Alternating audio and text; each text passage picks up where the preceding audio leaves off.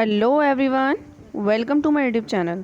सो बच्चों, आज की वर्कशीट में हम क्लास 7 के सामाजिक विज्ञान की करने वाले हैं, जो कि आपकी वर्कशीट नंबर 9 है, जो कि आपके 18 अगस्त की वर्कशीट है।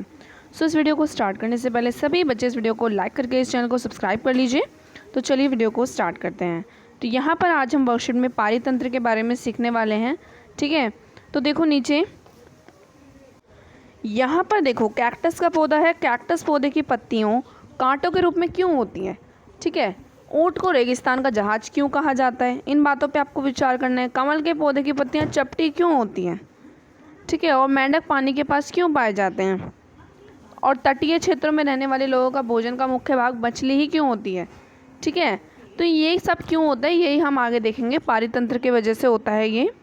देखिए, विभिन्न स्थानों पर पाए जाने वाले जीव जंतु, वनस्पति, लोगों के रहन सहन के तरीके भिन्न होते हैं। ठीक है, अलग अलग जगह पे जो लोग रहते हैं वहाँ के जीव जंतु भी अलग होते हैं, वहाँ की वनस्पति अलग होती है, वहाँ के लोगों का रहन सहन भी अलग होता है। सभी पेड़ पौधे, जीव जंतु और मानव अपने आसपास के पर्यावरण के बीच का संबंध पारितंत्र का निर्माण करता है।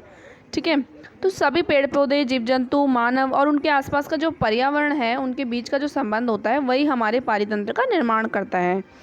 एक पारितंत्र में वह सभी कारक होते हैं जो एक विशिष्ट क्षेत्र में परस्पर क्रिया करते हैं, चाहे वे जीवीय हो और अजीवीय।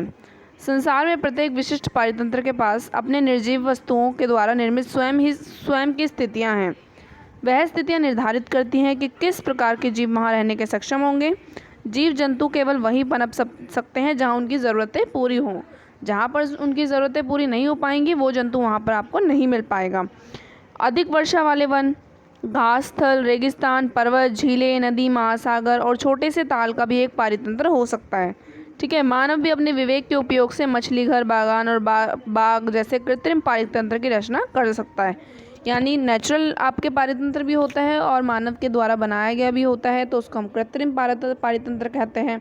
ठीक है, अब देखते हैं पारितंत्र होता क्या है। तो देखिए, पारितंत्र वह तंत्र होता है जिसमें समस्त जीवधारी आपस में एक दूसरे के साथ और पर्यावरण के उन भौतिक और रासायनिक कारकों के साथ परस्पर क्रिया करते हैं जिसमें वे निवास करते हैं। ठीक है, ये सब ऊर्जा और पदार्थ के स्थानांतरण द्वारा संबद्ध है। ठीक है, ऊर्जा और पदार्थ का उसमें स्थानांतरण होता है। ठीक है, ट्रांसफ़र होता है, तो वो पारितंत्र होता है जिसमें सभी जीव है, जीवधारी हैं, पेड़ पौधे हैं, सब चीज़ें जो भी हैं वो एक दूसरे के साथ कॉन्टैक्ट करती हैं। ठीक है, एक दूसरे के साथ परस्पर क्रिया करती हैं, ये मिलकर हमारा पारितंत्र का निर्माण करता है।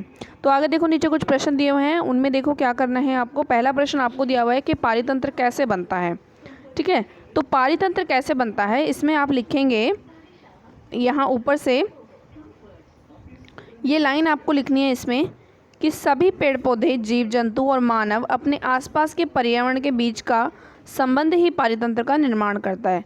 तो ये लिखेंगे, ये आपका पहला प्रश्न का जो है उत्तर हो जाएगा। ठीक है, कि सभी पेड़ पौधे, जीव जंतु और मानव अपने आसपास के पर्यावरण के बीच का संबंध जो होता है वही पारितंत्र का निर्माण हमारा करता है। ठीक है, तो ये आपका पहले का आंसर हो जाएगा। यहाँ से लेकर सभी पेड़ पौधे से लेकर आपको लिख लेना है निर्माण करता है तक। ठीक है, आगे बढ़ते हैं प्रश्न नंबर 2 की तरफ। प्रश्न नंबर 2 देखिए, जिसमें आपसे बोला है कि इनमें कौन सा प्राकृतिक पारितंत्र नहीं है। इनमें से कौन सा प्राकृतिक नहीं है? देखो, मरुस्थल है, पार्क है, वन है और समुद्र है। प्राकृतिक कौन से नहीं है? मरुस्थल तो प्राकृतिक होते हैं। ठीक है, वन भी प्राकृतिक होते हैं, समुद्र भी प्राकृतिक होते हैं, लेकिन पार्क जो है वो मानव निर्मित है। ठीक है, तो इनमें से पार्क जो है वो मानव निर्मित, जो प्राकृतिक पारितंत्र नहीं है ये मानव निर्मित है, तो ये आपका पार्क इसका उत्तर हो जाएगा। आगे तीसरा देखो, तीसरे में आपको तो यहाँ पर दिए गए संकेतों की सहायता से पारितंत्र को आपने पहचानना है। तो यहाँ पे आपको हिंट भी दी हुई है, देखो पर्वत है, मरुस्थल है, वन है और तालाब है। ठीक है, इन पारितंत्र को आपने नीचे फिल इन द ब्लैंक्स में भरना है।